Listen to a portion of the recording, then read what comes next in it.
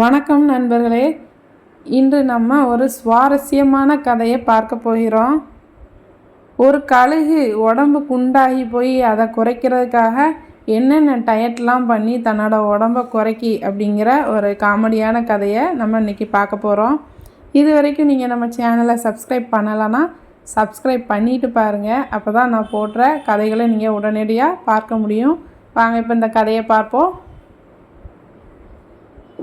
சோம்பேறி கழுகு.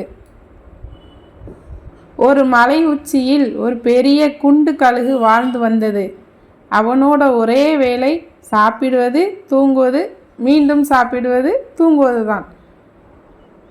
வெகு தூரம் பறந்து இறை தேட அவனுக்கு சோம்பேறித்தனம்.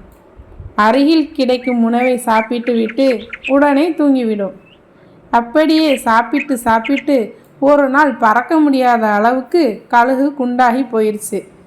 அடடா, பறக்க முயன்றால் கூட அவனோட சிறகுகள் உடைந்து போயிடும் போல, அந்த அளவு குண்டாகி போனது.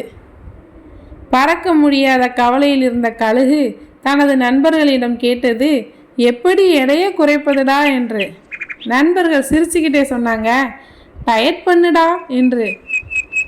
டயட்டா என ஆச்சரியப்பட்ட கழுகு, அது என்ன பெரிய சாம்பவான் என்று மனதில் நினைச்சது. அதை தெரிஞ்சுக்க யாருக்கும் தெரியாமல் ஒரு கடையில் இருந்த ஸ்மார்ட் ஃபோனை திருடி கொண்டு வந்தது.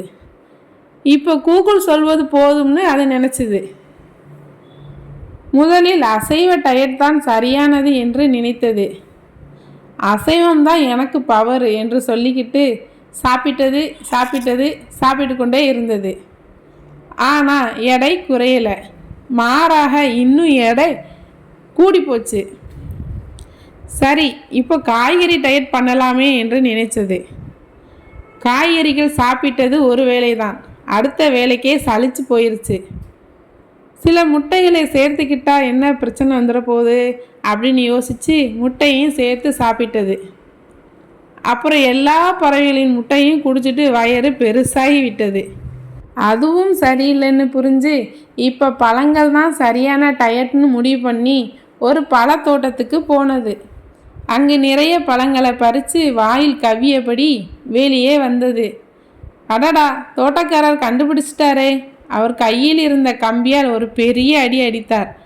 அடி தாங்க முடியாமல் பாதி பழங்கள் விழுந்து கழுகு வேகமாக ஓடி போனது. வீட்டுக்கு வந்து மீதி பழங்களோட சர்க்கரை சேர்த்து ஜூஸ் குடித்து அதனோட முட்டை அசைவம் எல்லாம் சாப்பிட்டு கடைசியில் இந்த டயட்டும் தோல்வியில் முடிந்தது. அந்த நேரத்தில் நண்பர்கள் வந்தார்கள். எவ்வளவு கஷ்டப்படுற, அதனால் உனக்கு ஒரு பரிசு என்று ஒரு பை நிறைய பர்கரை கொடுத்தாங்க. கழுகு சந்தோஷத்தோட தினமும் ஒரு பர்கர் சாப்பிட ஆரம்பித்தது. சில நாட்களுக்கு பிறகு கழுகால் தனது பொந்திலிருந்து கூட வெளியே வர முடியாத அளவு குண்டாகி போனது. அடடா, அவன் மாட்டிக்கிட்டான். நண்பர்கள் சேர்ந்து இழுத்து அவனை வெளியே எடுத்தாங்க. வெளியே வந்ததும் கழுகு மூச்சை விட முடியல, முழுசாக சோர்வாகி நின்றது. அதோட நிலையை பார்த்த நண்பர்கள் சொன்னார்கள், இப்போ உனக்கு ஒரு தீர்வு வாக்கிங் தான் என்று சொல்லி அவர்கள் மலை மேல் ஒரு பெரிய 8 வடிவ பாதையை வரைந்து அதன் வழியே கழுகை நடக்க செய்தார்கள். தொடக்கத்தில் சோம்பலாய் இருந்த கழுகு மெதுவாக நடக்க ஆரம்பித்தது. ஒவ்வொரு நாளும் கொஞ்சம் கொஞ்சமாக நடந்தது. சில வாரங்களில் கழுகு மீண்டும் வானத்தில் பறக்க ஆரம்பித்தது. இப்போ அது சுறுசுறுப்பாகவும் ஆரோக்கியமாகவும் இருந்தது. முடிவில் சாப்பாடு மட்டும் போதாது, ஆரோக்கியம் வேண்டும்னா உழைப்பு, ஒழுக்கம் இரண்டுமே தேவை என்று கழுகு புரிந்து கொண்டது. குழந்தைகளே, நாம் எப்போவுமே சோம்பேறித்தனமாக இருக்காமல் சுறுசுறுப்பாக இருக்கணும். அப்போ தான் நம்மளால் ஆரோக்கியமாக வாழ முடியும்.